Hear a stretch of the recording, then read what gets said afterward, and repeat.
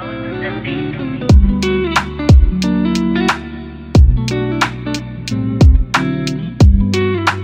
beautiful people of all ages, shapes, and colors, to another episode of the Hit Your Free Throws podcast, where we encourage you to stick to the basics. I'm one of your hosts, TV, aka TV on basketball, alongside my co-host Jay, aka the Knockdown Jay. How's it going, my guy?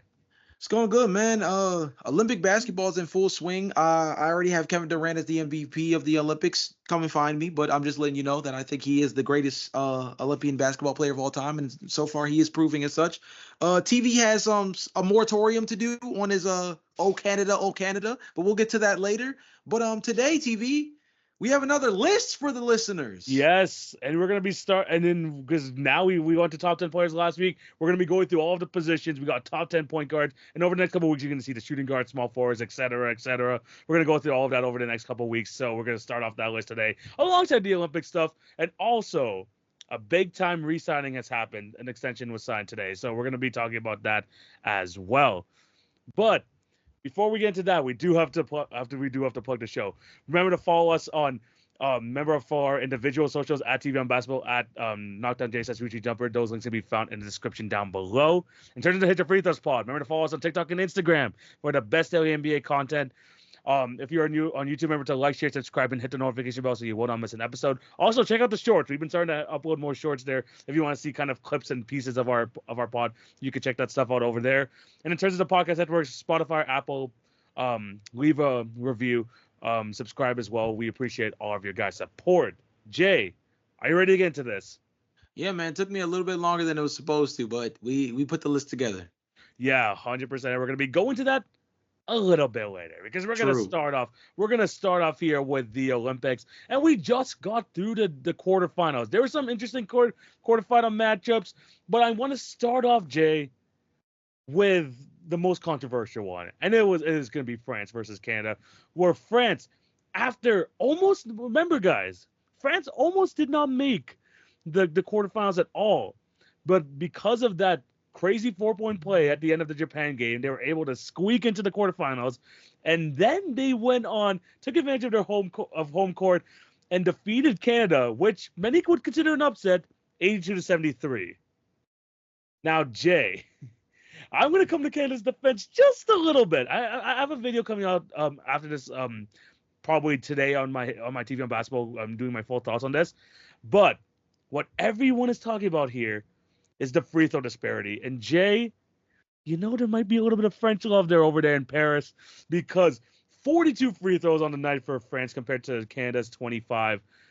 I will say that, France got a lot more, got away with a lot more on the defensive end and all that. But Jay, I wanted to get your quick thoughts before I continue to go on my little rant on this game. Man, TV is keeping it PG for y'all because he doesn't really want to unleash on the pod just yet. But I'm going to just let you guys know what it is. I'm going to put it like this. Home court advantage is a real thing. It's a real thing. Even in the Olympics. Even in the Olympics, man. Let's look at it like this. Seattle has the 12th man, and Paris has the refs in white and black, man. That's how it goes. And in this situation, it's not just that it was a free throws disparity. Again, TV's being very PC about this. 40 free throws is some Joel Embiid and the NBA flopper type stuff. And remember, this is FIBA, so it's a 40-minute game. 42 free throws in a 40-minute game. That is more than a free throw a minute. Look at that, man. I mean, that's, first of all, that is like Indiana Pacers pace for you. I'll let you know that much in terms of getting buckets per minute, like you mentioned beforehand. But let's be honest about this. Like I said, home court advantage is the real thing, and the Olympics is not going to be one of those places that is absolved of that kind of stuff. And to me personally, when you look at the free throw disparity that you mentioned earlier, obviously that's the start of it. But like you said, let's go back to the Japan game. I think a lot of people could go back to that 4-point play and look at the contact or lack thereof, depending on who you are, right? Yeah. And tell yourself that this seems like one of those things that I don't want to say is NBA script level, but it seems like we must point to the one common denominator that makes all of this make sense. Just like in the NBA last season, when the San Antonio Spurs had way more live nationally televised games than we'd ever seen from them prior, the Wemby glazing is elite. It's elite. and it's at home, and it's at home, and it's in their home country. I I will say this is like to the defense of France at first. Canada's defensive scheme, and this is what you get when you have Lou Dort and Dylan Brooks on the perimeter. Mm, It's gonna be aggressive. true. It is going to be aggressive, and there I have talked about it at nausea on the TV on Basketball page where I'm always a key to the game always for me is keeping those guys out of foul trouble because they just kind of do a little too much, especially Lou Dort. You know how Lou Dort plays defense in the NBA. He's like a little bulldog out there. Sometimes he goes like a little bit too aggressive.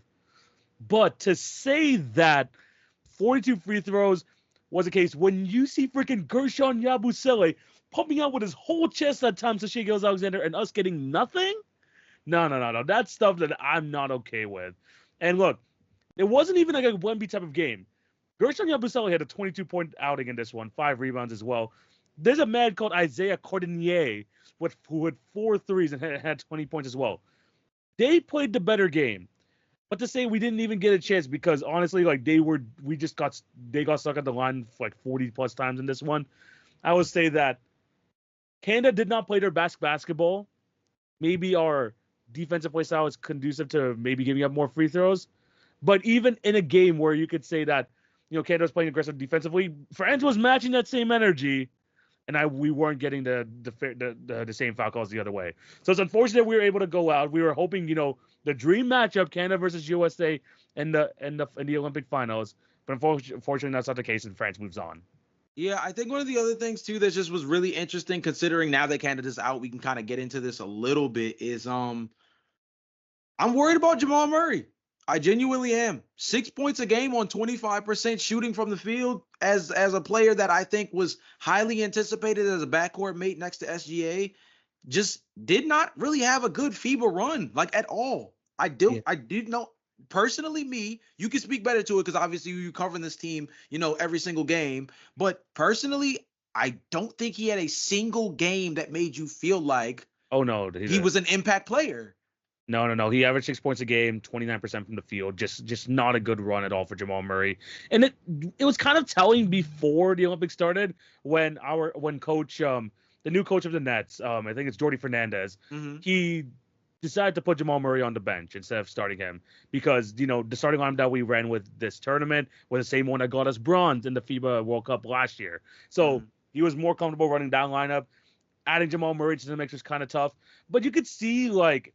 Even in Team USA, like Curry has not had a good run, and he's supposed to be like kind of their starting point guard, and we haven't seen the best of him. Some people are just like their games are not conducive to FIBA basketball. True. Also, I think Jamal Murray definitely misses a presence like Nikola Jokic, like over as well. But I do think that what I will say is I don't think Jamal Murray's performance here is going to be telling of the season to come. I wonder about that, TV, only because the back nine of the playoffs didn't look too good against Minnesota either. And this is something where Jamal Murray has put together a little bit of an injury history. And word on the street said that the Denver Nuggets were going to offer him a contract extension. Contract extension discussions halted because he threw out that he wanted to be a part of the national team. They said, cool, that's totally fine if you want to go play, but we are only going to give you the contract extension following FIBA play because, of course, as an injury-prone player, we want to make sure you come out of FIBA still in one piece. Yeah. So that goes to let me know by default, pair that with the not random, but the odd acquisition of Russell Westbrook, who I would say does not necessarily fit their team. That lets me know that I think even the Denver Nuggets brass is a little bit worried about Jamal Murray. And I'm not saying FIBA play determines everything, obviously, but I think that we've seen the inklings of something that should make us just a smidget worried about him. Not something that should start wondering if he's going to be a bust or anything, but like just one of those guys that I think we're going to have to really start paying a little bit more attention to. Yeah, no, for sure. It also is because like the Denver Nuggets have been like losing a lot of their key players now, so there's gonna be a lot more responsibility towards Jamal Murray. So that's gonna be interesting going into the season. But I will put it out there. I don't think that this play is gonna be conducive to like what he's gonna do this season, especially because Nikola Jokic is on the team. We've seen how like that duo works out in the playoffs. That I think they're gonna be completely fine. Next game I do want to discuss though, and we're gonna move through this quickly. Team USA just continues to dominate. Makes quick work of Brazil, 122-87. Look, I mean, this wasn't a close game at all. This wasn't like the Puerto Rico one where Puerto Rico was up 32-25 on this team. This game was over pretty quickly. But shout out to Bruno Caboclo, 30 points and 6 rebounds in this one. Get this man back in the league. No longer 2 years away from being 2 years away. But Team USA's looked great. You say that Kevin Durant has been like your so far MVP. I can make a case for either LeBron or Anthony Edwards as well because both of them have been playing great. I think it's fair. I mean, obviously, we've had a couple of different showouts. I think Braun is the leading betting favorite right now for Olympics MVP, if I'm not mistaken. I think it's like minus 220 or something like that. Yeah. So he's currently in the lead. I think SGA should be up there. Obviously, Jokic should be up there as well as a huge name. I got Kevin Durant up there just in his own right, but I think there's a little bit of bias there just because I think that every game he's played in, he's shown you the difference in skill level once you get a guy like that can kind of like create that positive establishment within the roster. I mean, it's one of those things where like Team USA just had a really hard time, even through, you know, the original select games, just kind of getting an understanding of where they wanted their lineups to be. And it seemed like as soon as Kevin Durant showed up in terms of like, you know, the real qualifying rounds, they just looked like a completely different basketball team. You know what I mean? And I think he's just like the guy who like, he's the guy who set everything back up and kind of made us feel like, oh, yeah, this is the team that's supposed to dominate everybody. Bro, you guys got the ultimate six-man in Kevin Durant, bro. This guy does this just like, you know, break in case of emergency, come off the bench and just score 10 points like immediately. It's insane how good Kevin Durant has been. But shout out to Brazil for making this run. I mean, before this game, they actually beat Japan with Bruno Caboclo scoring 33 points and grabbing 18 rebounds. Yes, Bruno Caboclo did all that. Congrats to them for making it this far. They had a decent run, but Team USA is just a buzzsaw that's just like willing to like chop down anyone. But it's gonna be interesting because we're gonna get into this a little bit later. But they're gonna be going up against Serbia again, so that's gonna be an interesting matchup. But we're gonna move on to the next game over here, Jay, and we're gonna talk quickly about Serbia versus Australia because this game was crazy because Serbia was down 44-20 in the first half. Managed to come back on the backs of Nikola Jokic, who was absolutely fantastic once again, 21 points, 14 rebounds, and 9 assists. But, bro, they got to shout out this man, Vasilije Micic. Micic was an absolute baller in that second half, too. He was killing it. And Australia, after having a subpar run in the group stage, looked like they were turning everything around. But the game just completely fell away from them. After an amazing first half from Patty Mills, he kind of got silent until he hit that game-tying shot in overtime to force overtime. But Jay, disappointing run for Australia, but Serbia stays alive here. I mean, this is one of those where I feel like this. I don't know. Australia just had an overall awkward FIBA run. Patty Mills wasn't Patty Millsing in terms of like this time of the year. We know he just turns into like a completely different demon on the on the international stage. This year, it just did not kind of play out. Except the quarterfinals where he scored like 20 stakes. But yeah, besides this game. I mean, sure, but that's more of a flash in the pan thing. He's always going to give us at least one strong game. Patty Mills is kind of known for that, over the last 3 to 4 years or so, in terms of like what he has been in the league even over the last couple of seasons. Josh Giddey also can't seem to pick what game he wants to play well start to finish. Is either a really strong first half and struggles through the second half, or a really weak first half and then kind of comes along in the second half. So kind of a very on and off thing for Australia. I just also think that they just lacked size across the board. Like, it was one of the things that I definitely thought was going to be kind of worrisome for them coming in. And it kind of showed that they didn't really have any kind of like real rim protection or rim pressure. No, not to mention, obviously, if Josh Giddey is going to be the main guy that you look to for shot creation, as a Bulls fan, I'll tell you that's not your best bet. Yeah. Josh Giddey was amazing this entire Olympic run, though. I mean, he was great. My problem with Team Australia was that they decided to bring in this guy, Nick Kay, who I know is killing it in the A-League, but they had to choose him or Matisse Thybulle, and they were hoping that he would provide more on the offensive end. He wasn't that, and they were missing just the defensive guy out on the perimeter, and Matisse Thybulle could have really helped him out there. They decided not to go that route, but They've played okay. I just think that for someone who got the bronze medal in 2020 to go on the quarterfinals is kind of disappointing. Also, I wish they played Duop Reith more. They finally played him a lot more in this quarterfinal game. But at the same time, Australia, yeah, disappointing run. But Serbia, Nikola Jokic just continued to do it again, man. You put him with like a semi like good group of guys, and this game especially, you have like five other guys scoring in double figures. That's gonna get you to win over. That's gonna really help you in your comeback efforts. Yeah, it's just a conducive play style. Like I said, the guy's just different. The dude's just different. You mentioned earlier he was number 2 in friggin' like what betting odds for it to win Olympics MVP. 100%. It makes sense. He's been absolutely amazing. The last game we're going to talk about before we preview the semifinals, we have Germany taking on Greece. Greece again went out to a pretty strong lead, 21-11 in the first quarter, but then Germany got the punch back. Franz Wagner with 18. You had Dennis Schroeder with 13. A bit more of a struggle fest game for him, but a lot more of a well-rounded effort for Germany. For Greece, once again, Giannis or bust, 22 points in this one, 9 for 14 shooting. Just could not get most of the other guys. But Germany moves on. At this point, they're the biggest threat to USA, right? Theoretically speaking,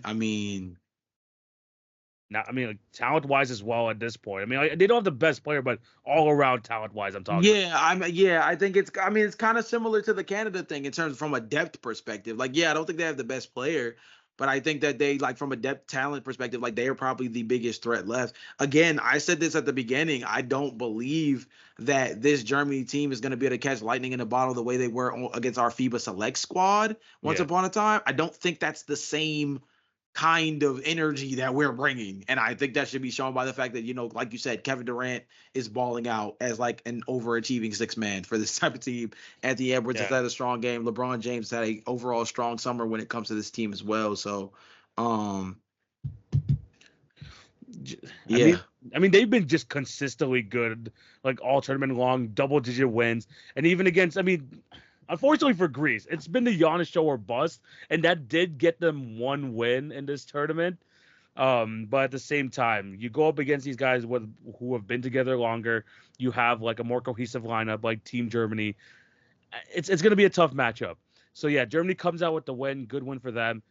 Let's see how they're going to do. And this actually moves us nicely into our semifinal previews because we have the 2 semifinal matchups happening today when this is released. We have firstly Team France versus Team Germany. Jay, quick thoughts on who do you think is coming out and going to the gold medal game?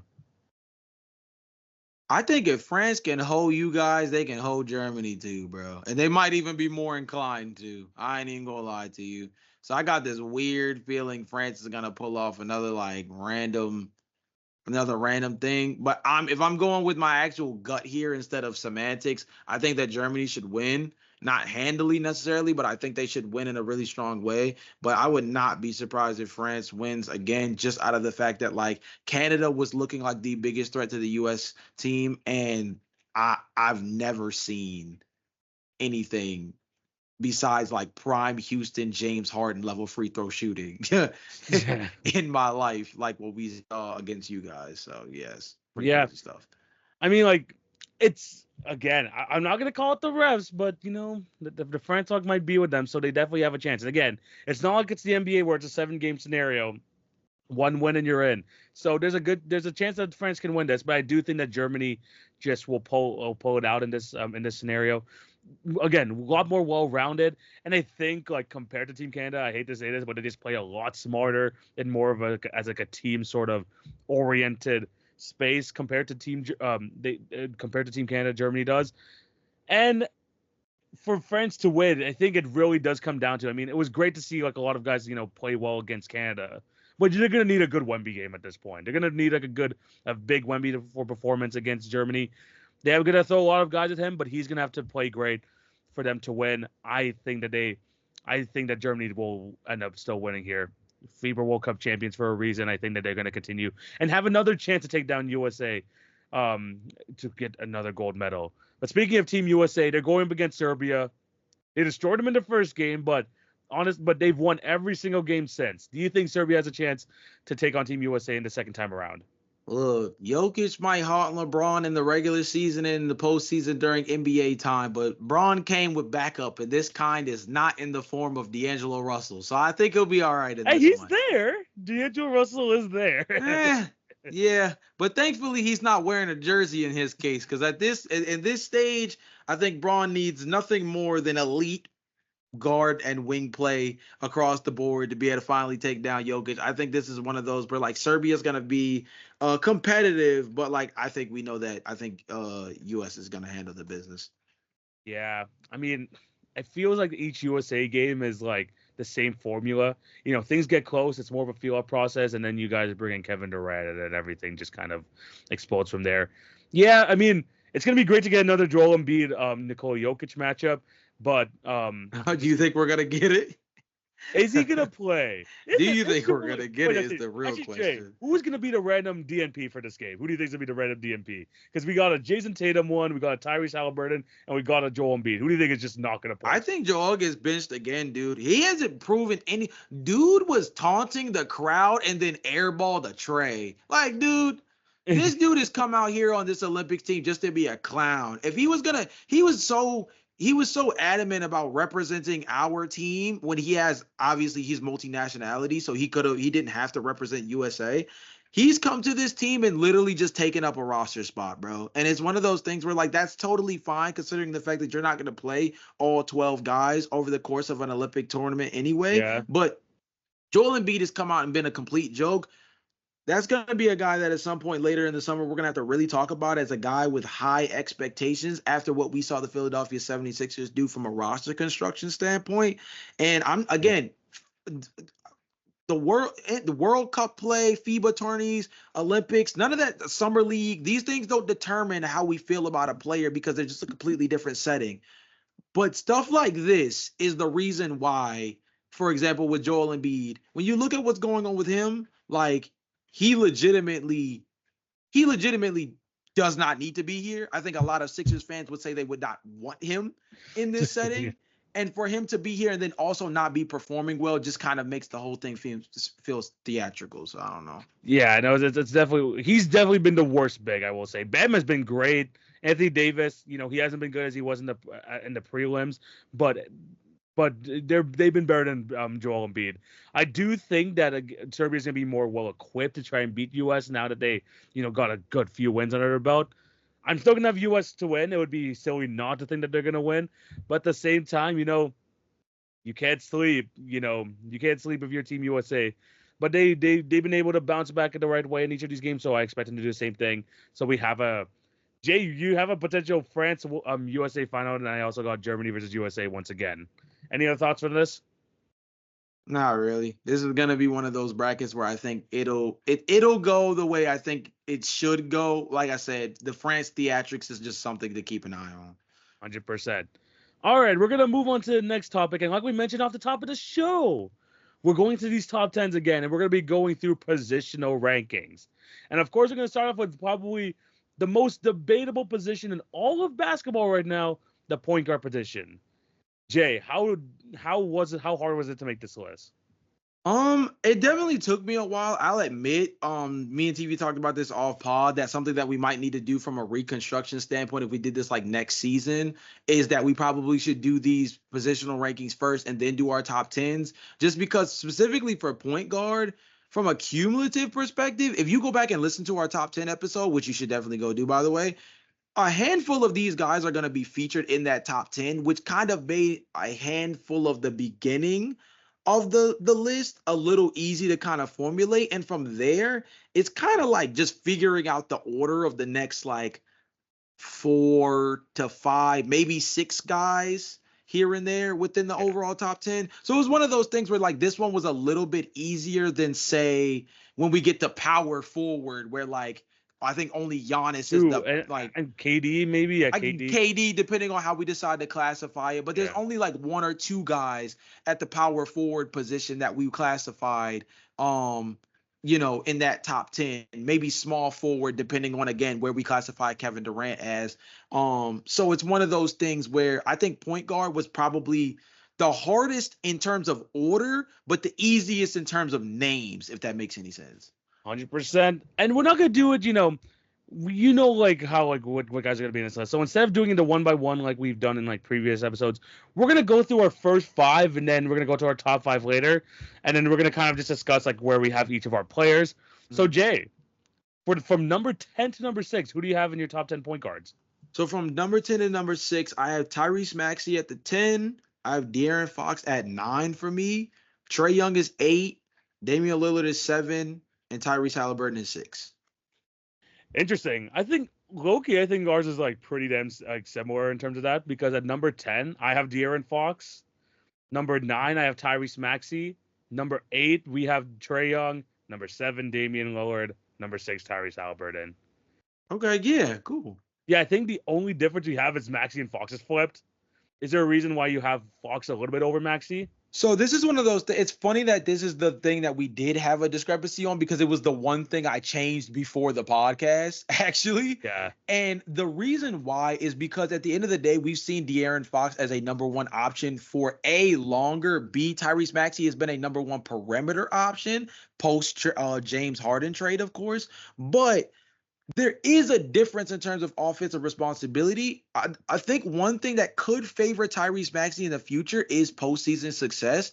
De'Aaron Fox in his first postseason did ball out, but so did Tyrese Maxey as well over the first 2 times that he went to the postseason. Yeah. So this is one of those things where I think that next year I probably will flip these. But I think one of the other things that I take into consideration is like, Tyrese Maxey is still only getting past his first rookie contract. So I don't want to overprice in last season's most improved progress to the point that I kind of overshadow the fact that De'Aaron Fox has actually been good for so long. This is actually one of those lists that for the longest time, De'Aaron Fox would always be on the outside looking in for. Yeah. And it's only in recent memory that people started actually evoking his name again, with the fact that the Sacramento Kings have been, more so, not necessarily always in playoff contention, but definitely a much more entertaining and dangerous team to like watch out for in the Western Conference. So I'm just going to kind of give it to elder statesmanship here with De'Aaron Fox for the time being,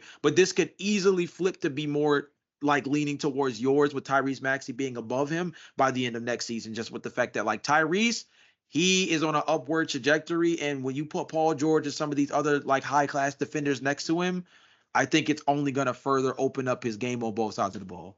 Yeah. This was like a really tough like decision to go like either or in terms of Tyrese Maxey and De'Aaron Fox. Yeah. I just kind of value the game that Tyrese Maxey brings a little bit more than I do De'Aaron Fox, because in my opinion, like,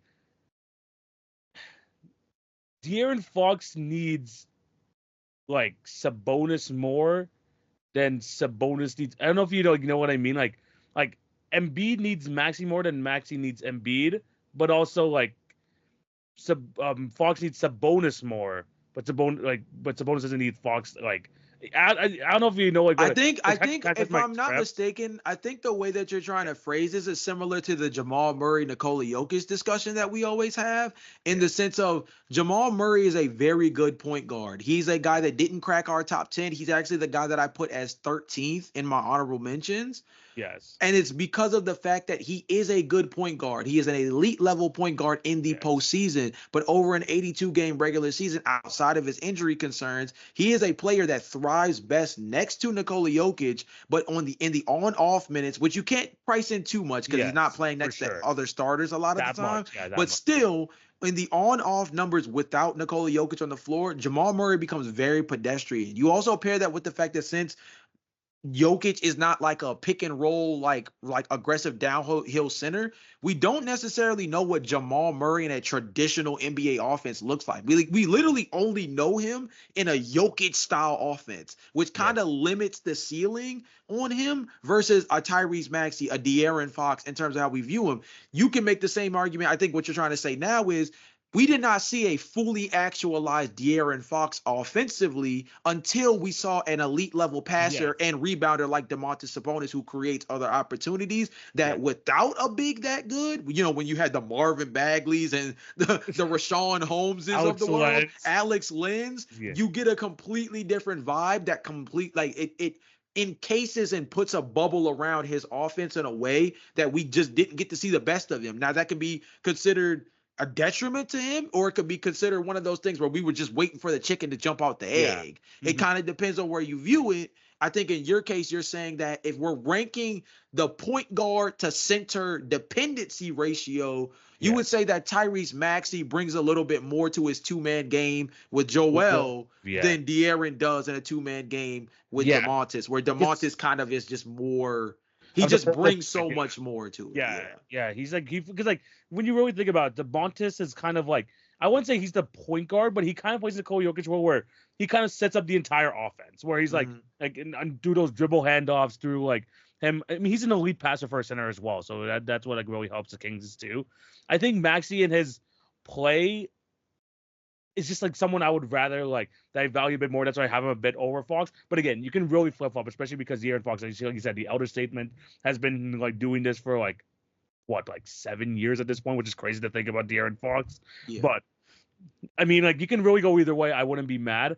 But I think that at this current moment, I would rather have Tyrese Maxey on my team than De'Aaron Fox. I think the biggest question in terms of their disparity for me, because I did a player comparison on the both of them, is going to come down to defense. I think that Tyrese Maxey is much more physical and competes a little bit harder on defense, but De'Aaron Fox creates more turnover opportunities on defense as a more like zone defender. He's not really a good on-ball defender, and Tyrese Maxey is probably a better on-ball defender than him, but as a perimeter defender that kind of plays for deflections, plays passing lanes and stuff like that, I still think that De'Aaron Fox, not by a lot, but just slightly is a better defender than Tyrese Maxey. I think he averaged like 1.7 steals per game for like that last season. So there is a disparity there. I think if you're talking about starting a franchise with a point guard, I could see why you maybe make the argument for Tyrese Maxey, especially because Tyrese Maxey brings a much better three-point shooting element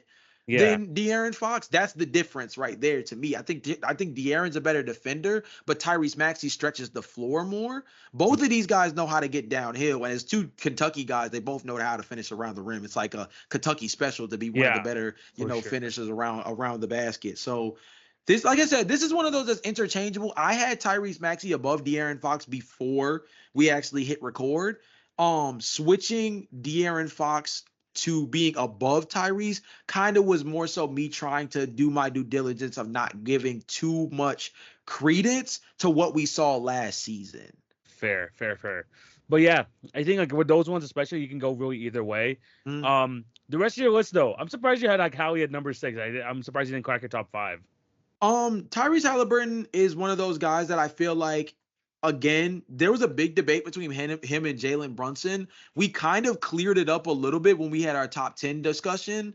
Again, go check that episode out because it definitely did kind of clarify a lot of things. The interesting thing about this is Tyrese Halliburton could have easily cracked my top 5 if we were strictly talking about him pre-injury last year. Pre-injury, he was easily the second best offensive player in the league behind Jokic, and I don't think it was close. Just in terms of, he was amazing, especially in season tournament. Tyrese Halliburton was like a top 10 player in the league. Yeah, for sure. I think that Tyrese Halliburton pre-injury gave us a completely different element of like being a pass first point guard that still is able to just put such a dent on the game that although he is not seen as a primary scoring option for the team, his passing ability creates this threat that then makes him a danger when he comes in the second half and decides to turn up. So it's one of those things that, like, I think when you give the totality of Tyrese Halliburton's season last year and kind of just his overall game, he has the capacity of being one of the best, like, offensive players in the NBA. I think the biggest detriment for him, besides the injury, is just that, like, it's him and Trae Young neck and neck for like worst point guard defender in the league right now. I feel like, and that's one of those things that's a big disparity. And it's funny that that's even the case because you would think that that would make them closer in the rankings. But if you look at this overall, when you look at the rankings, Tyrese Halliburton, Damian Lillard, Trae Young, all in this little grouping as a part of our bottom 5 in the top 10. All guys that are elite level offensive shot creators, elite level offensive engines. Not the best defenders, not even the best help defenders. And that's one of those things that despite them being so good offensively, it drags them down further down that part of the top 10. And we're still talking about top 10 here, so let's not overblow it. But I think of this group, Damian Lillard is aged, and if we're going based off of last season or even the season prior, he's still an elite level 3-point shooter. He's still a guy that's an offensive creator, and he didn't have a strong offseason because he didn't necessarily prepare to go to the Milwaukee Bucks with all the trade rumors and things taking place. So a real offseason with the Bucks should give him a chance to kind of revamp his stock. I think Trae Young had a significantly down year for an Atlanta Hawks team that just like, you change coaches, overall personnel just isn't playing up to its capacity. These are two guys I think that just had a really flash in the pan year in terms of like being lower than their actual standards, as opposed to Tyrese Halliburton, who I think for the first half of the year, remember, there was a point where we had him top 5 MVP. Yeah. And it wasn't until the injury that it kind of brought him back down to earth. So I think especially if we're going just based off of who we feel strongest about going into next year, I definitely feel best about Tyrese Halliburton. He's performed the best going into next season. Damian Lillard is a year older, and Trae Young is going to continue to be on, questionable watch as a lead option for a playoff caliber team, because it seems like him as the offensive engine is great for highlights, and he is a great, offensive point guard, but they just struggle to put together wins in the regular season. It's why they always float around 500. Yeah, no, I 100% agree with you there. I do think that, it was, for me, Lillard was, the weirdest person to kind of put on this list, kind of where to place him. And it's kind of it was how comfortable do you feel like he's going to be able to bounce back? And by the looks of things, we both think he's going to bounce back in a big way going into next season, especially with a full training camp, full off season, yada, yada, yada. Yeah. But it's going to be interesting because it felt like it was supposed to be a seamless fit. It wasn't as seamless as we thought it was going to be. So it's going to be, hopefully this training camp does really improve that. But at the same time, like you mentioned, he turns a year older. Does this mean he's going to lose a step? Is he still going to have the same offensive prowess that the Milwaukee Bucks traded for? We're not sure. Trae Young, how is he going to do it back as the number one option? And now that they have less offensive talent around him, now that they trade away DeJounte Murray, who knows how he's going to play? Halliburton's team has gone better. They retained Pascal Siakam. And we kind of saw glimpses in the playoffs that Tyrese Halliburton was maybe not that top 5 MVP candidate, but he was getting back to old Tyrese when it came to the playoffs a little bit. He had his moments. So I think out of all of them, I think I think we're in agreement that I feel the most comfortable with him going forward, going into next season. Yeah, I mean, this bottom part of our 5, it matches up pretty clearly, and I think that I don't think there's too many arguments. Was there anybody that you had in your honorable mentions that was debatable to crack this list, considering ours was so similar? Or was it they're definitely 11, 12, 13, 14, 15 and it's not close? Kyrie was the only one I had that was potentially just on the edge. He was right there. I think for me, he's the clear number 11 on this list. But and then you have, you could put the Cades of the world, you could put Jamal Murray, you could put someone like LaMelo Ball, depending on how comfortable you are with him going into next season. But I think Kyrie was my definite number 11. But I think Fox and Maxey was gonna flip over there at 9 and 10 for sure. But Jay, moving into our top 5, I think we mentioned a lot of these guys before in the top 10 list. But Jay, who do you have as your top 5 point guards in the league today? So starting at 5, again, just moving up the list, Jalen Brunson is at number 5 for me. I still have John Morant here at number 4, Stephen Curry at number 3, Luka Doncic at number 2, and then our boy, Shai Gilgeous-Alexander. I ain't got to go too deep into why he's my number 1. I've said it on more than one podcast. Subscribe. But that's the top 5 for me. Yeah, again, we have the same 5 guys, of course, different order. Number 5 for myself, I have John Morant. At number 4, I have Jalen Brunson. Number 3, Steph Curry. Number 2, SGA. Number 1, Luka Doncic. I mean, we've talked about it, Dazia, with the Curry, SGA, Luka. I'm gonna start here with Ja. I feel like people are forgetting how good this guy is, mostly because he hasn't been on the floor the last couple of years. But remember, borderline MVP candidate. The last full season he was healthy. Most improved winner. Still a 27, 8, and 5 type of player. Jump out the gym. In my opinion, one of the best on-court leaders in the league right now. It's just he's such a dynamic player. And I think, again, along with people underrating Ja, I think people are really underrating Memphis next year. And once they're healthy and ready to go, they could shock a lot of teams, and don't be like surprised if they're another top 6 team in the West. Ja being the leader of that, I think that he comes back from this surgery pretty big, and I think we're gonna be reminded, oh yeah, Ja Morant is a borderline top 3 point guard. Yeah, I think that's why I put him at 4 over Brunson. I think one of the biggest things is his impact on both sides of the floor. But the other thing, like more like general than that, is that Ja Morant just has a type of influence on the game that goes deeper than being able to put the ball in the basket. That we know that he's capable of 25 to 27 points per game. We've seen that ability from him, but it's the 7 and 8 assists per game capability that he has on a night-to-night basis for a Memphis Grizzlies team that's not like insanely, lauded with talent. They're lauded with like interesting depth, but they're not the most talented basketball team from a top 5 perspective. Obviously, we love Jaren Jackson Jr. and Desmond Bane as well, but from a talent perspective, especially offensively being the specific thing to throw out there, they don't have a ton of offensive talent on the team, yet he just has this influence on being able to run the basketball team in a way that makes Memphis so deadly on that part. And then I think when you compare him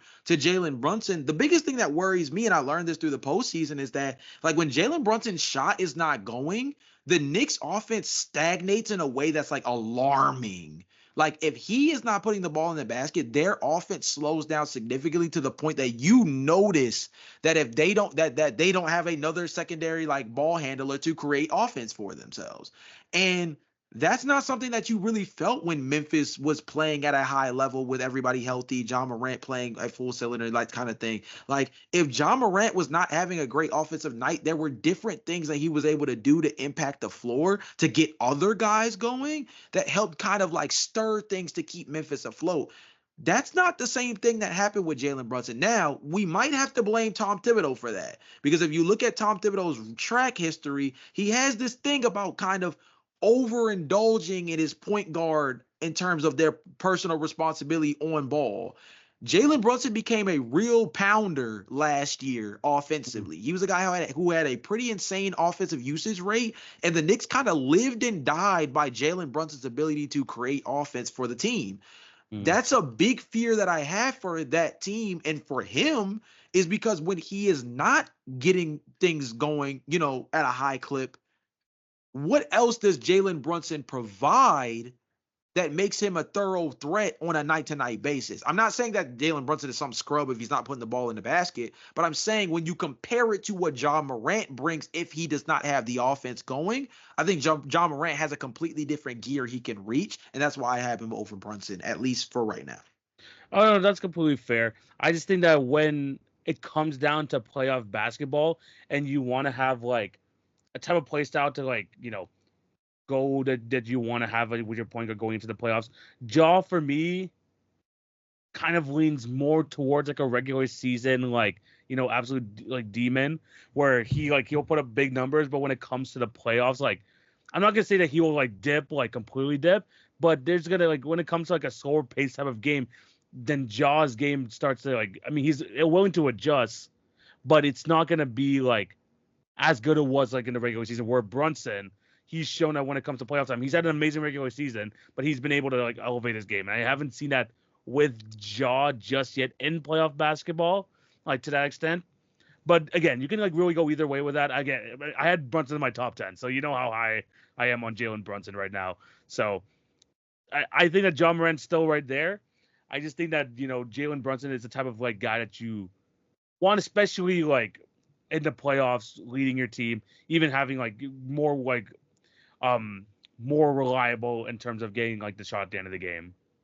I will say that does sound like a little bit of an argument that kind of leans more into your like people forgetting about Ja Morant element to an extent. Not to say that you necessarily are, but I think we do have to remember how big of a threat Ja Morant has been in his postseason runs. Not that Memphis has went deep or anything by any means, but Ja Morant as an impact player has definitely been able to rise to the occasion. Let's go back to his very first postseason. He has been able to rise to the occasion to the point that he at any moment can look like the best player on the floor. And I think Jalen Brunson gave us elements of that last season as well. But I think if we're talking about being able to dominate a series in terms of the talent, skill level, and impact on both sides of the floor, which one of these point guards has the better capabilities of dominating a series as the dude that we would rank as like the best or second best player in any given series, I'm still taking Ja. Now, again, the boy hasn't been on the floor in quite some time, and injury luck with these kind of point guards has burned me before. Everybody knows Jalen's a Derrick Rose fan, so this is one of those things where I might be sticking to my biases, but also trying to lean more towards the higher upside. He does play a destructive style of basketball. He also plays one that when he puts his foot down and really kind of puts teams underneath of him, they don't come up to breathe. So that's the kind of difference between him and Jalen Brunson. Not to say Jalen Brunson is not some big time threat as an offensive creator, but I think if you're talking about the ability to dominate a series at the point guard position, I'm still going to go with my boy John Moran as the guy that has more of the juice to be able to do so than Jalen Brunson. Maybe last postseason is a bigger teller that I'm giving it credit, but I also, similar to the Tyrese Halliburton thing where I said that I could move him higher, but I don't want to overgas him. This is one of those where I don't want to let the background of John Morant having, a lost season be overshadowed by a run by Jalen Brunson in a postseason where there's still a lot of questions about like this Knicks team trying to do it the way they're doing it. That's fair. And in terms of our top three, I mean, we talked about it last week. So I would say that if you want to check that, check out last week's episode. There's a reason. I mean, Jay had like Shai Gilgeous-Alexander over Luka. I had Luka over Shai. We don't have to go back to that argument. If you want to check out that episode, the last there. And we both had Steph Curry at 3. So that's that was also something we had in agreement. TV, can I ask you a question before we switch off of this real quick? Do you think this is the last time Steph Curry's in the top 5? No. As you could tell by the way I talked about him last episode. True. True. I'm expecting a big year from Steph Curry. That's all I'm saying. I'm expecting a big That's year. a good question. I'm interested to hear if you guys think that's the case.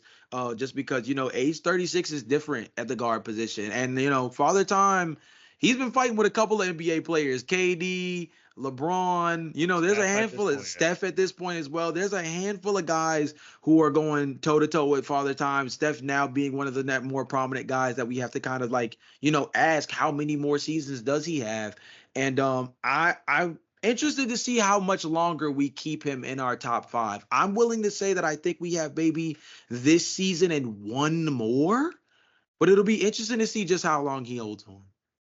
He won't go gentle into that good night, Jay. That's all I'm saying. He's that he ain't gonna go down. He's gonna go down fighting.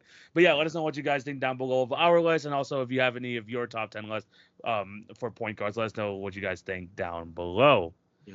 Jay, before we move on to the draft and quiz, we have one piece of news that we have to talk about, and that is Lauri Markannen, who has been a topic of conversation. Honestly, in terms of NBA basketball, this has been the biggest story from the last 2 weeks, whether Lauri Markannen is going to get traded to the Warriors or whether he re-signs with the Jazz. We finally have the answer. He's re-signing with the Jazz, 5 years, $238 million for Lauri Markannen. Jay, he was your former boy of yours in the Chicago Bulls. He had an all-star season prior to this. He's had a pretty good run with the Jazz so far as the number 1 guy, but obviously no playoff success. Yeah. Jay, how do you feel about this deal that he got? Big bag for sure. Definitely a big bag as a max player now. Well deserved from the perspective of earning a max contract. Will he play up to $238 million worth of productivity? To be determined. I love what Lauri Markannen brings to the table, but TV, this contract, let's be honest. Read between the lines, fellas. This is how this goes. This contract is not about retaining Lauri Markannen for the sake of building the Utah Jazz with Lauri Markannen as the centerpiece. This is about the fact that Lauri Markannen was on the trade block in a season where nobody really had very good trade assets. And by now giving him this max extension, Lauri Markannen is not trade eligible until the 2026-2027 NBA season. Keep that in mind. That is the most important thing, is because of that contract extension. He went from being one of the hottest guys on the trade market in a environment where nobody really had good assets to give Utah, at least in Danny Ainge's respects. Remind you, this is the same Danny Ainge who wouldn't trade certain players for Jimmy Butler, Paul George, Anthony Davis. May I go down the list further? Yes. Right? So for a Lauri Markanen, who is probably the most coveted forward on the market, easily, even before free agency started, in terms of being a highly discussed guy outside of probably what Paul George was probably the only guy in real competition as like the most discussed guy to possibly change teams and be like a real impact player at the forward position. That is huge that they were able to lock him up. But more specifically, like I said, they repositioned themselves, them being Utah, repositioned themselves now to be able to deal him in a year like 26, 27, where the asset pool might be much better. And that positions Utah again to still kind of straddle the fence a little bit as a team that's kind of good in the West, but never good enough to, fall outside of that lottery, which of course Danny Ainge does his thing when he gets to crack that top 14. 100%. By the way, I just did double check because I think you said 26, 27. I was like, is he actually? Is it 25, 26?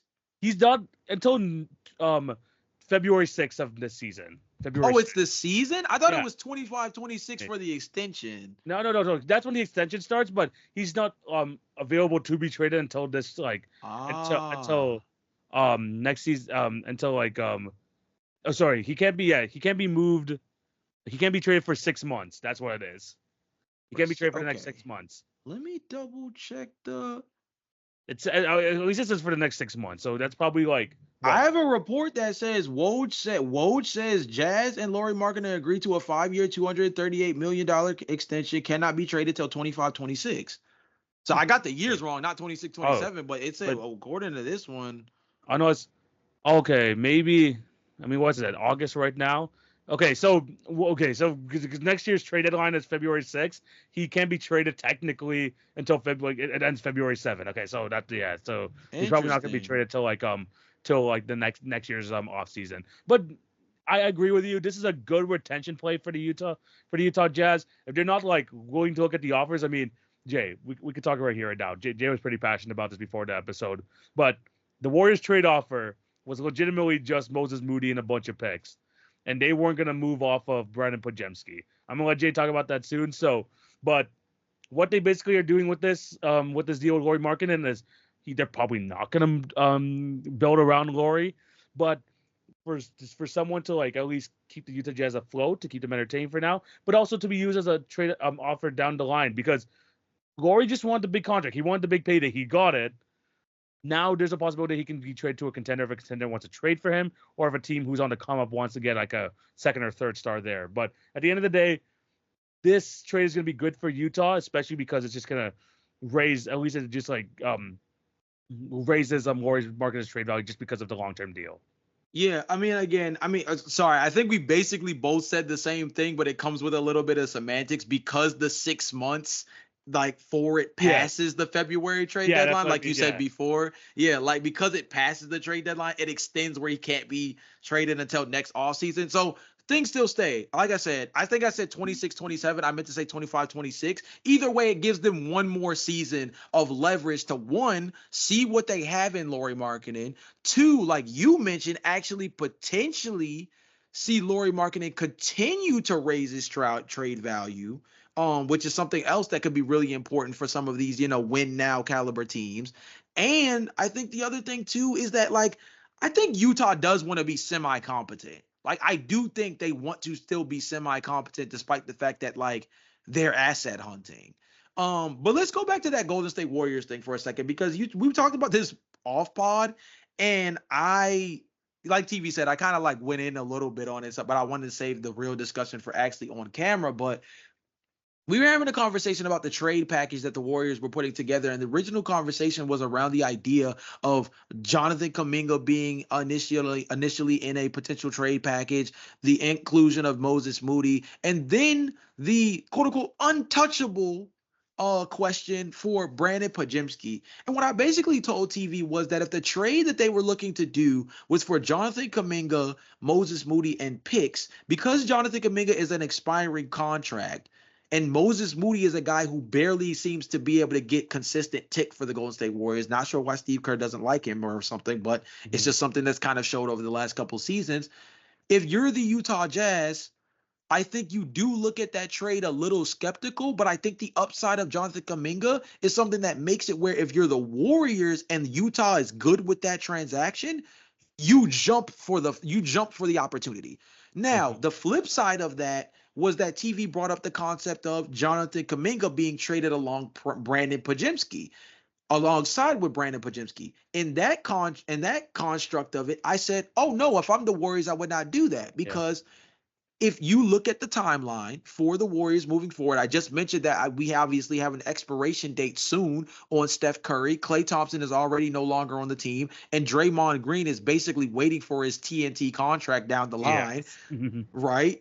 We're in a situation now where you have to ask yourself, who are the young talents for the Golden State Warriors that they will be able to build with forward? And if they trade Jonathan Kuminga and Brandon Pajemski, and you already don't necessarily trust Moses Moody, your next quote unquote young guy is Trace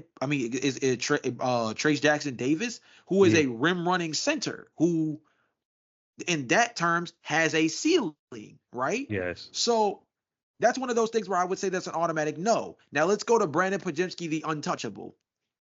If there is a trade package that is of Moses Moody and Brandon Pajemski and picks, which was also a trade package apparently that was offered. Oh, that Utah wanted. They wanted that Utah wanted. Excuse me. Golden State says no, and I ask why. Brandon Pajemski had one season as a rookie of productivity, and because he outplayed Klay Thompson enough to get into the starting lineup, he is now becoming untouchable. You see, what you're going to do is you're going to Austin Reeves this.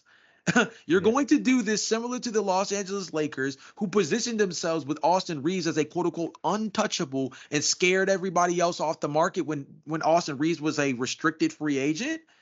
And now you put yourself in a position where even though Austin Reeves is being paid on a respectable contract, he is now a guy whose trade value has significantly dipped from the season prior to getting paid to last season. And now we're in a position where the Los Angeles Lakers cannot get better, a la the fact that they literally did not sign anybody this summer of value, along with the fact that now Austin Reeves is not viewed as this high-level commodity as a trade piece that we once saw 2 seasons ago.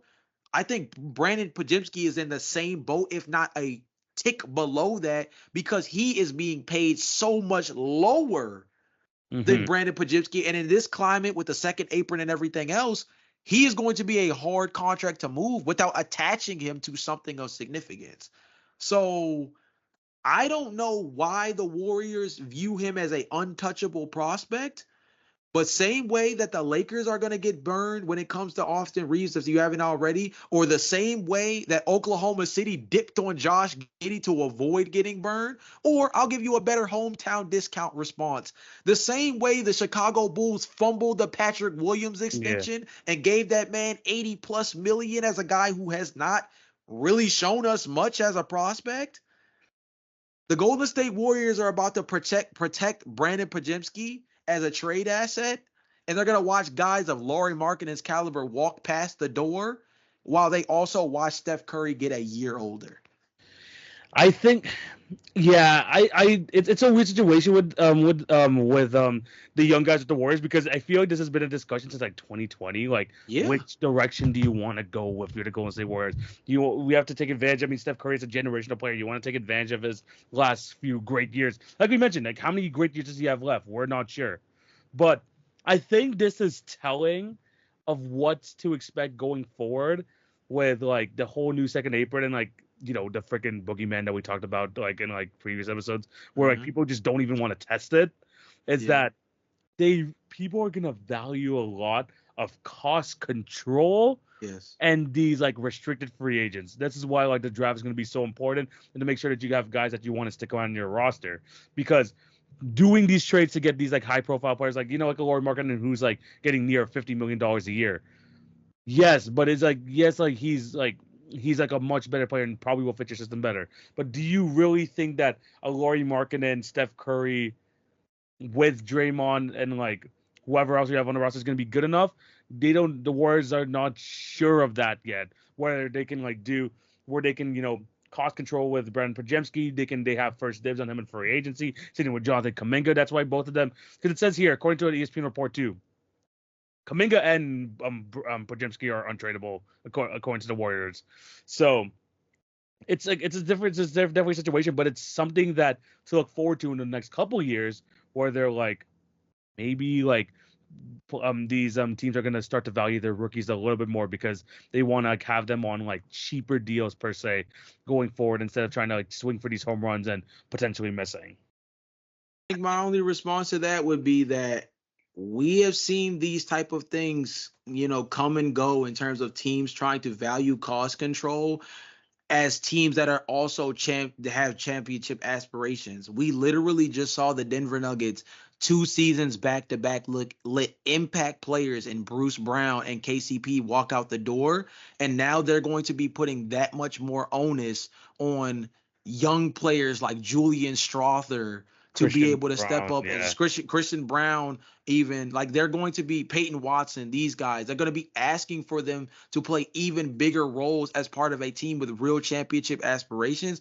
And we have to remember, like, Nikola Jokic is already in his 30s. This is a guy who probably has maybe 3 to 4 more seasons of like him being like the most dominant offensive player in the NBA from an offensive perspective, right? MVP caliber, I think is where we were going to go with it with him, right? Maybe 3 to 4 more seasons of that kind of talent. And instead of maximizing it by spending the money, investing it in a team that currently has an open window as a championship contender, they are squandering it by letting guys go for cost control. I think the Warriors, who have even a smaller margin for error, are kind of doing the same thing by making guys like Brandon Podziemski and Jonathan Kuminga untouchables. And it might not burn them now, but I definitely think it's going to burn them before it's all said and done. And that's one of those things that just makes you wonder, like, like you mentioned beforehand, since about 2020, we've been having this conversation about the double timelines thing. Yeah. And it seems like they can't seem to get out of their own way in terms of committing to it. We literally saw the year that they won the championship came with them diverting away from leading so hard into the second timeline.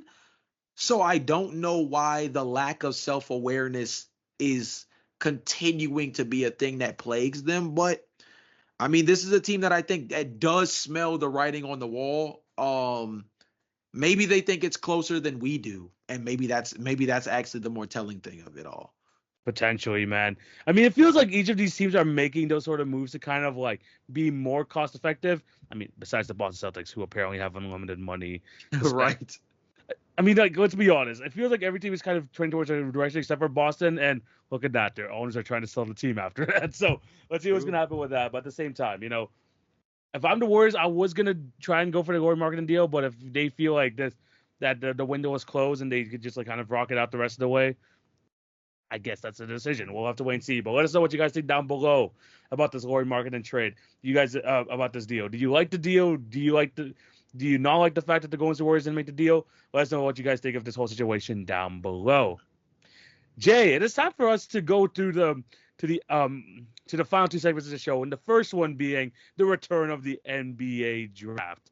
And Jay, we're in the dog days of free agency because there are very few guys left on the market to go into, but we're still gonna show some love to these guys by trying to do a draft.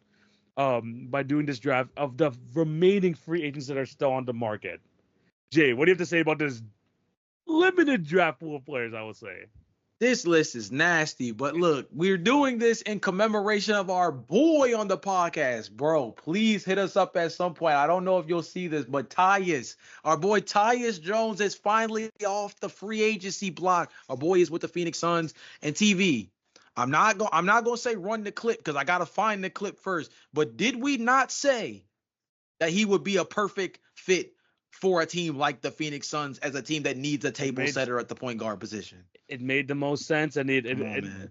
and he ended up making the deal. And I mean, there's a good chance he might, potentially start for the team because they do need a true point guard. But who knows how that goes? But Tyus Jones is finally off the board, which means it's even more slim pickings with our draft pool of class today. And Jay, we're not even gonna do the whole serpentine style. We're just gonna go back and forth and try to build the best team because it's kind of buried grounds over here. Yikes. But Jay, we're still gonna give you the first pick. Who do you got? Try to draft with the remaining free agents. Let's find him a home. Let's find him a home in our teams. All right, so my first guy that I think I'm gonna go with is Lonnie Walker. He could definitely help out a team. Well, you know what? The Lakers bring him back, man. I mean, at this point, he was decent on the Lakers. He had a decent little run there with Brooklyn. I think a team that could need a 7th or 8th man off their bench, Lonnie could be a solid player for them. So I do like that pickup. I'm going to still take Isaac Okoro number 1 with mine just because it's interesting that they haven't found a deal for him yet, the Cleveland Cavaliers. I know that they've been trying to do multiple sign-in trades with him, but that was fallen through. It really feels like they're going in the direction of him just signing the qualifying offer and him being unrestricted next year. But I think that Isaac Okoro could still provide some sort of role to that team, and I think that he has, compared to a lot of these guys on this team, younger, has some upside, so I'm going to take it with my first pick. I think with my second pick, I'm gonna go ahead and shore up my backcourt and go ahead and get Markelle Fultz. Markelle Fultz, I like that deal. I mean, again, one of those players. I think he could still play a good backup point guard role for a lot of teams. So I think he'll find a place soon. I think he'll find a place before the season starts, but he's still on the market. For myself, let me double down on some wings. Let me get a perennial guy who's on every single championship contender team, hoping that he's the missing piece, but turns out he isn't. Give me Trey Crowder. Yikes. I mean, hey, look, when he's good, he's good. Let me go ahead and get my first wing off the board. I might actually put him at the 3, hilariously enough. Let me get Danilo Gallinari. Danilo Gallinari off the board. Yeah, we've been hitting the bottom of the barrel of free agents at this point, bro. Yeah. But I think that there's still some guys that can provide some value to a team, and that's what I'm going to be doing with my next pick. Jay, with my next pick, I'm going to be going with the guy who just had a good game in the playoffs and no longer has that big contract to kind of limit teams from getting him. So I'm going to go with Evan Fournier. Oh, dang. Just as long as you don't Google him, he's a great player. That's all I'm saying. Yes. Had a great fourth quarter versus Canada the other day. Let me get the guy who continues to rob all rosters without playing, but when he does play, apparently he's a god. I'm gonna put him at the 4, and we're just gonna have some stretchability. Give me Davis Bertans. Another guy who's off that big ass contract. so getting him on his team probably doesn't seem so bad anymore. So getting Davis Bertans, yes, it's a nice pickup for yourself. Next up for me, I'm gonna need a point guard at some point, don't I? Yeah, I'm gonna need a point guard at some point. For that pickup, let me get. I can't even take Malachi Flynn, because he just got signed by the Spurs today. You know what? Let's go with the center position.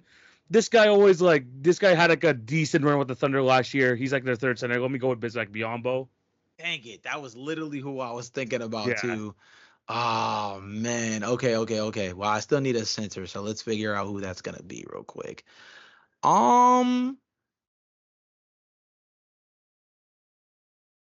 Man, let's go with.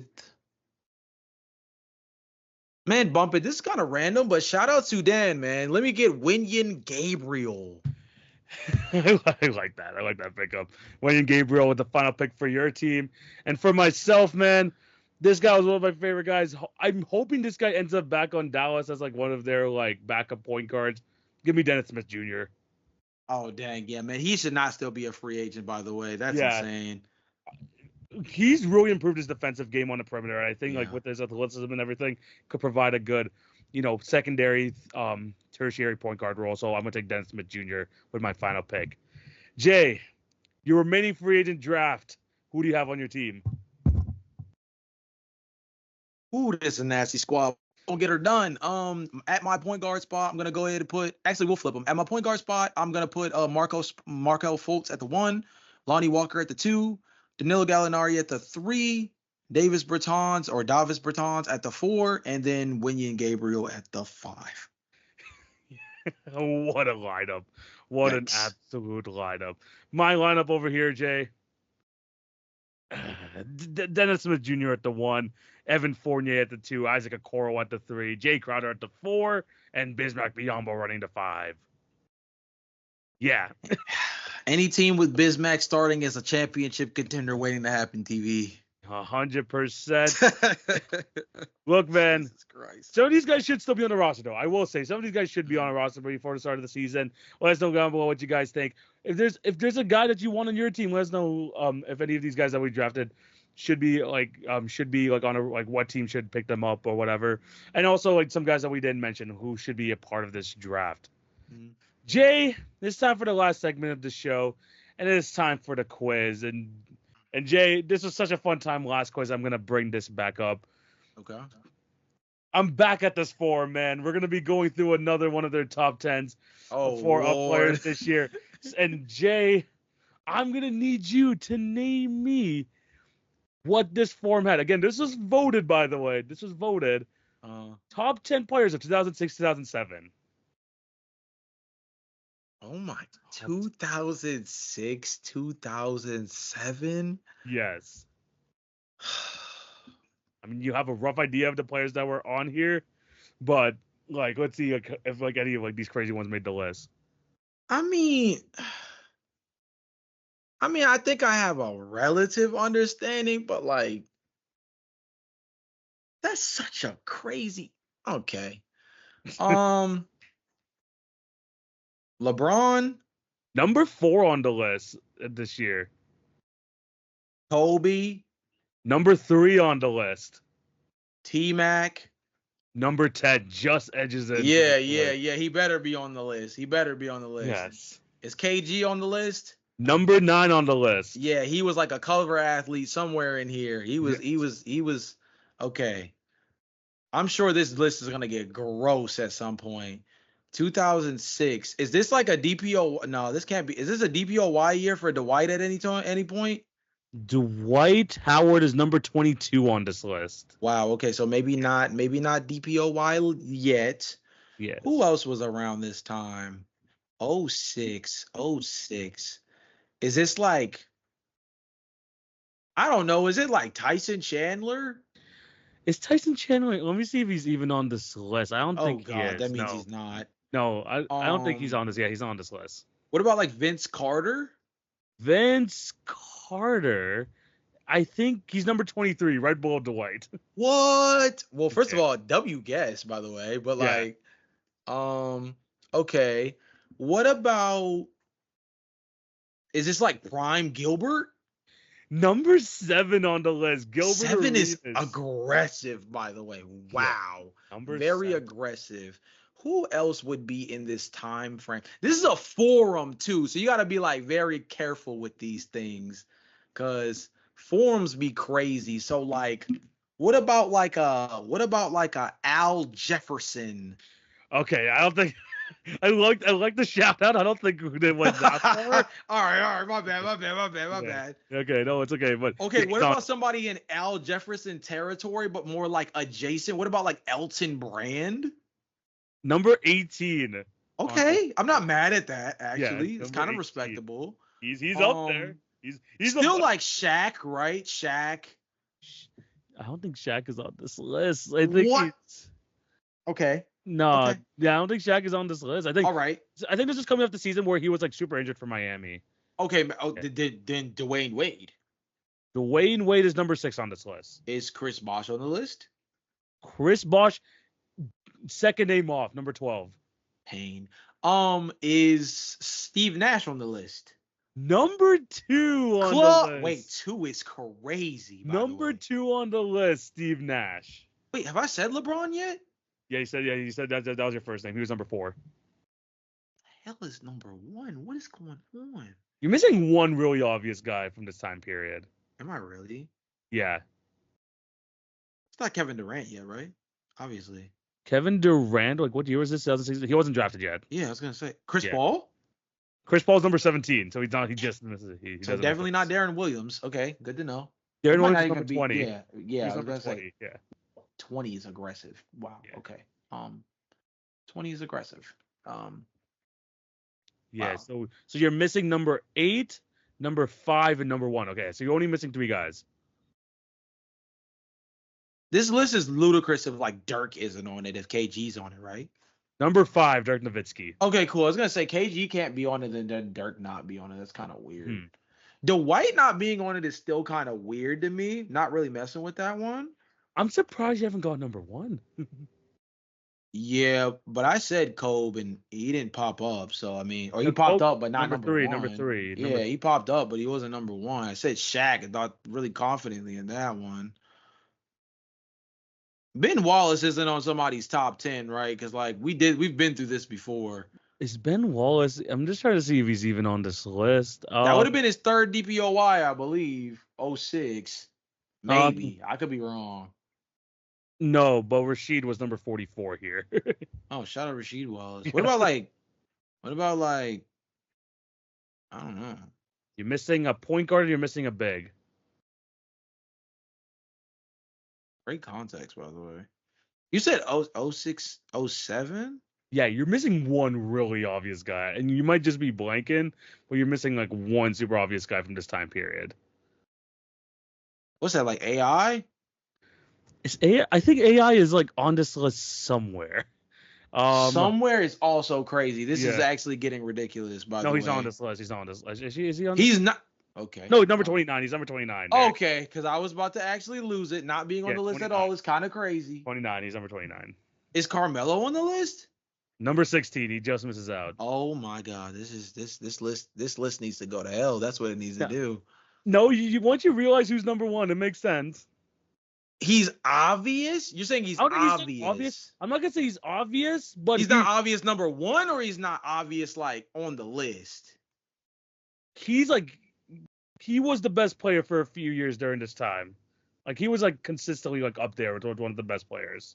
Kobe, LeBron, Gilbert, Vince Carter, Dwight, Dirk, Carmelo, AI, KG, Amari, Elton Brand, bro, Tim Duncan. Number 1, Tim Duncan. Okay, I'm like, I'm struggling here. I'm like, what's going on here? Tim Duncan, number 1 on the list. There you go. Okay. I don't hate that. Yeah. I don't hate that. No. I mean, it makes sense. I mean, there's definitely going to be some years where Tim Duncan was number 1. Like I get that, but like, okay. Yeah. Okay, fine. Okay. You're just missing number. So I'm still missing a guard? Yeah. I feel like I just named everybody that you could think of. What the hell? Is this somebody you would think of as like a top 10 player? Yes, I would for sure. Okay, cool. During this time period, yeah. Okay, we already said no Wade. No, Wade is number 6, you said. Oh, yeah. Well, duh. We already said Wade. Excuse me. Wade is 6, yeah. This isn't like glazing Luau because he's not a guard. Because like Luau Deng was like super glazed at one point. 31, he was on this list. Okay, they didn't super glaze him. I actually kind of respect that. Oh my gosh, Josh Howard was number 30 on this list. Damn. Where was Luau Deng? 31. Stop it. This list is atrocious. This list is atrocious. No, but this guy did. Honestly, this guy makes sense that he is in top 8. This wasn't as egregious as the other lists. Ray Allen? Ray Allen was number 25. Who the hell is this player? Close relations to Steve Nash. Like close to like, think of that time period of guards. What? Closer to Steve Nash? Teammates had multiple stops with Steve Nash. Oh, damn it. Okay, now that's gonna really bug me. Oh my God, that's gonna bug me. And he's a guard? He's a point guard. Arguably one of the best point guards of all time. Oh my God, it's Jason Kidd. Jason Kidd at number 8. It's 06, 07. This is still when he was like near the tail end of his time with the Nets. Oh, okay. Context is a real thing here because I'm not gonna hold you. The minute we said AI wasn't on this list, I was already starting to get confused. I mean, this was. I will tell you that this version of AI, this was Denver, like near Denver Nuggets AI. I mean, true. But, yeah. I mean, okay, fair, okay. You know what? Actually, fair. Actually, fair. Yeah. Denver Nuggets AI was not a bad player by any means, but like, I get what you're saying. I get what you're saying. Yeah. Well, to be fair, I mean, like this season, like Jason Kidd wasn't an All NBA player. Like it seems like. But he wasn't really. Yeah, which is crazy. Then they have him as a top 10 guy. But yeah, Jason Kidd's still on this list. Interesting list, huh?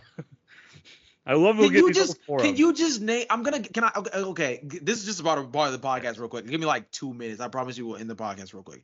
I'm gonna give you 4 very random numbers. Yeah. And I literally just want to know who is there. Okay. 27. Michael Redd. Okay. Yeah. Fine. 38. Pau Gasol. Some of these did not age very well. 19. I think Amari Stoudemire. Okay. Yeah. Right. Some guys. These are the first 3 guys off this list. Paul Pierce. I mean, okay, that's what I was gonna actually ask. As my last number was 11. Yeah. So, yeah. So Paul Pierce. I said Chris Bosh is number 12. I remember that one. Number 13 is Carlos the Boozer Lose. In the podcast, TV. In the podcast. in the fucking podcast, bro. Carlos Boozer. In the podcast, bro. If Carlos Boozer's 13, we need to end the podcast. Player in the league, Carlos Boozer. In the podcast. He was this Utah? Was this Utah version? Spray tan's hairline? Oh, Carlos Boozer? That was spray tan hairline Boozer was with you guys. Oh yeah, of course. I didn't want to be associated with such mediocrity. TV in this podcast before we have to get into a Carlos Boozer discussion. This year he was a top 10 MVP candidate. He is top 10. This is the part of the podcast where TV tries to up the watch time. So we're gonna go ahead and end the pod now because this is ridiculous. Oh my god. Carlos Boozer, top 10 MVP candidate. Get out of here. Let's get it, man. 21 and 12, bro. Show some respect to Boozer, the loser. But yeah. This is the quiz. Honestly, I might just do more of these to kind of do a little throwback, just so we could kind of see the landscape of the NBA at the time. Because remember, there wasn't as Twitter. There wasn't these constant articles about top 10. There wasn't a lot of these podcasts. So people had to use forums. And these forums were interesting, man. These forums were definitely interesting. But yeah, this is the end of today's episode. Thank you guys for watching. Jay, what do you have to tell these beautiful people? And if you want to continue to glaze Carlos Boozer, you can use this time too. TV's trying to get clicks now at this point. This is getting ridiculous. Check out the clips, man. Obviously, always tune into the podcast. I don't want to tell you guys tune into the clips too much. Tune into the pod, obviously, man. Share it with your friends and family. We're closing in on basketball season as quick as you know it. They're already giving us over-unders, something that me and TV might have to discuss closer to the start of the season. Obviously, there's a bunch of stuff going on in terms of like the WNBA season still in full swing with the second half of the season after Olympics is over. The trade deadline is going to be coming up as well, along with the WNBA postseason. So we'll be locked in on that as well. And still just going strong during the summer. Tune in for all the content. And of course, on the TikTok, Instagram, and to an extent the shorts, but definitely on the TikTok and Instagrams, gotta check those, is where we'll probably be doing some of the more unique content. Like I said, like TV says all the time, of course, give us a like and all that great stuff on the clips, but the unique content that you're really looking for is the TikTok and the Instagram and the shorts. So definitely check those out because there's always going to be some different stuff in there. And I couldn't have said it better myself. Thank you guys for all your support. We're going to be back with another episode next week. Again, more position rankings. We're going to get the recap of the Olympics and all that. And like Jay said, check out all of our social media platforms. We're going to be active on all of those, so be on the lookout for that. But yeah, thank you guys for watching and listening to this episode. We appreciate all your support. Have a wonderful day. This is TV. This is Jay. We're signing out. Peace.